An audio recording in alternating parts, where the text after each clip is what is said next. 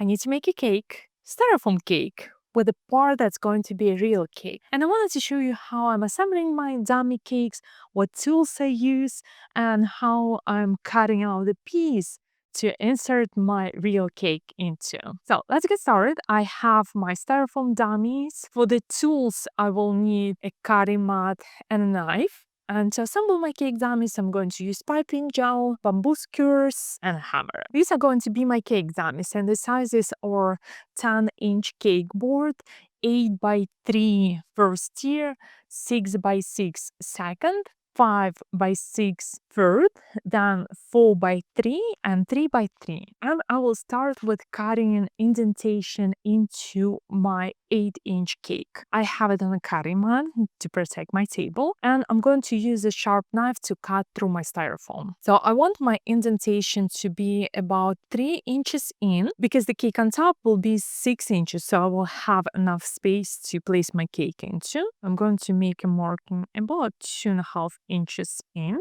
So I'm cutting into my styrofoam like this through all layers, and then I just need to remove my piece. This part of the cake is going to be my base, and I will place my real cake into this part of the styrofoam cake. So I will clean it up, leaving it like this. I will cover this part of my dummy cake in fondant first before placing the real cake in. Now, to assemble my cake dummies all together, I will use piping gel and bamboo skewers. I find it's the easiest way to make my cake dummies stick together. So for my first layer, I'm going to use my cutout piece first, and I will place my next cake dummy right here, measuring on both sides, making sure that my cake dummy is perfectly placed on my previous layer. Because the next layer is 6 inches and I'm placing it on top of 8 inches, I need to measure 1 inch on all sides. And I will take just one bamboo skewer to connect my cake dummies here. Just because I will need to take it apart later, I don't want it to stick it permanently. Okay, but the next layers will stick together forever and ever. And to assemble them, I will apply my piping gel first.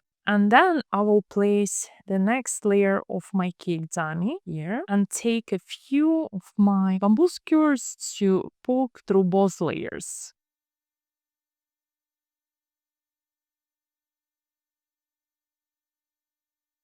Now I know it's not going anywhere. Same for the next layer. I will place a touch of piping gel on top. Take my next cake dummy and place it on top like that. And I will take 2 more of the bamboo skewers. I will try to place them in the opposite directions compared to this layer.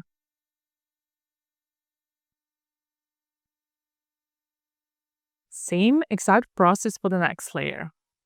Touch of piping gel and my next cake dummy. 2 more bamboo skewers on opposite directions.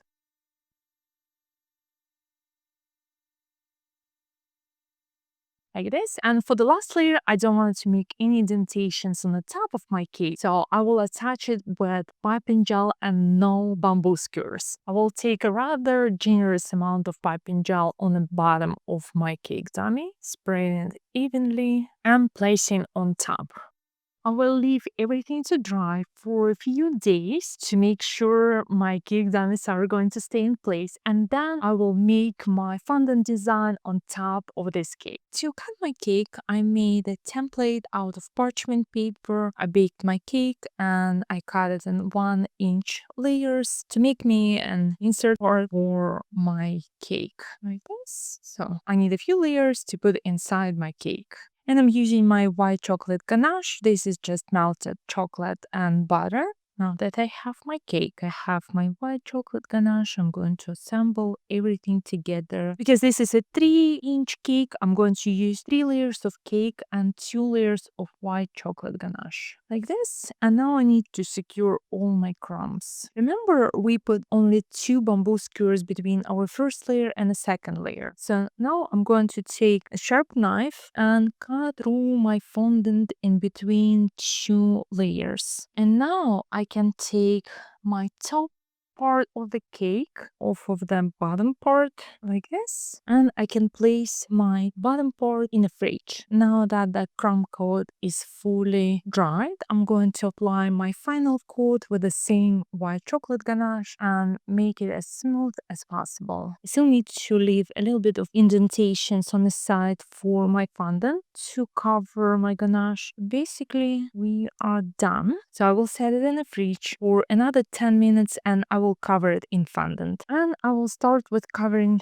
my top part. So I used my template and I did the same. I cut a little piece of fondant, and to apply that onto my ganache, I'm going to use just a small amount of water, placing that to cover my indentations here, like this. And I have my flowers here on both sides. This will be the indentations for the couple where to cut into.